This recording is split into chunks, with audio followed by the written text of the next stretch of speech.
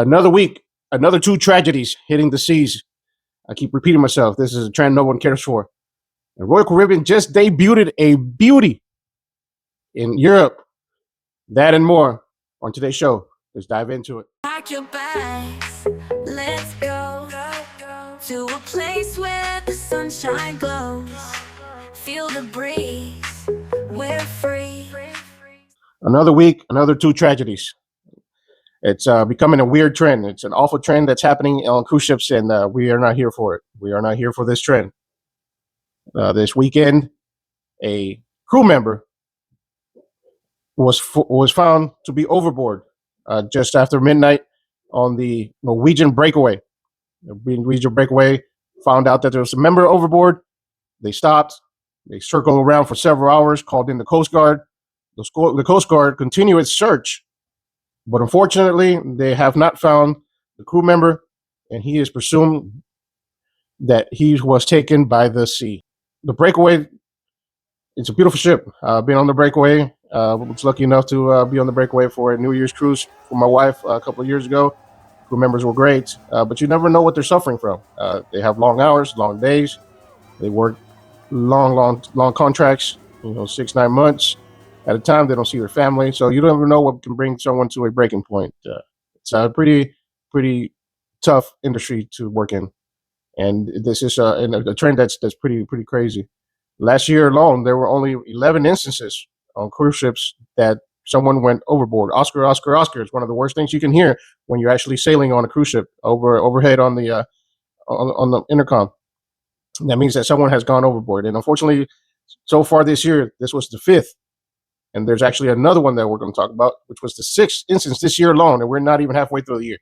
Like I said, last year was only 11. Only 28% of the people that actually go overboard are actually rescued alive. And most of the time, the bodies are never recovered. And it's like an alarming trend, is what I call it, that is rising. And we're not here for it, like I said. For the second story today, it's still a sad one. And unfortunately, a 24-year-old young lady was found overboard as well. This one's a little bit different, though, because there was an emergency call made to the crew members.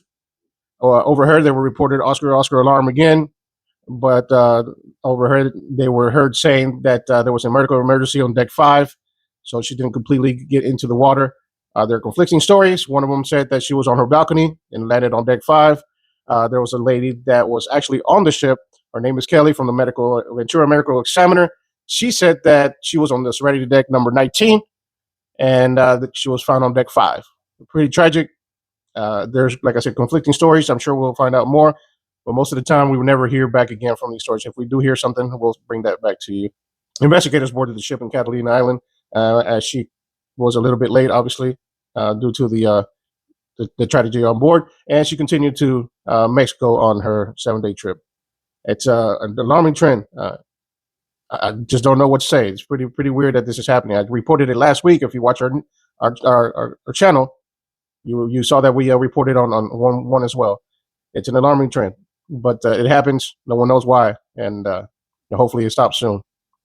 On a little bit lighter news, or a lot lighter news, Royal Caribbean just debuted a new day club. Another beach club was added to the list. That's right, added to the list to the Bahama Beach Club. Royal Beach Club Santorini was opened this weekend in Greece. You can find volcanic black sand on this island, or on this beach on the island.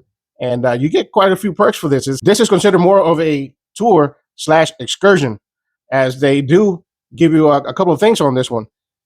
In my opinion, it's a little pricey. If it's my first time visiting Greece, I wouldn't do this excursion/tour. But tell us what you think. You get live DJ, you get food, unlimited food buffet. You get some gyros, not gyros, or not gyros, but you get gyros. That's right. You get gyros, you get house wine, draft beer, live DJ, a guided tour of two of the biggest cities in Santorini, which is going to be Oia and Fira. You get a tour of that. You get 3.5 hours on the beach with loungers and sunbeds.